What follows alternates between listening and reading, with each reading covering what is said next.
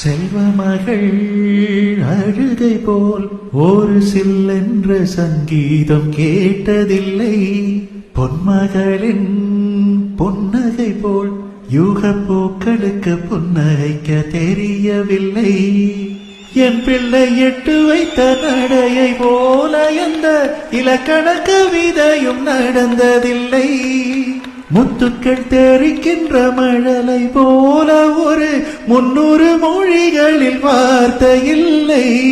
தந்தைக்கும் தாயமுதம் சுரந்ததும் மாயன் தங்கத்தை மார்போடு அணைக்கையிலே வா வா என் தேவதையே பொன்வாய் பேசும் தாரகையே என் வாழ்வின் பூரணமே பெண் பூவே.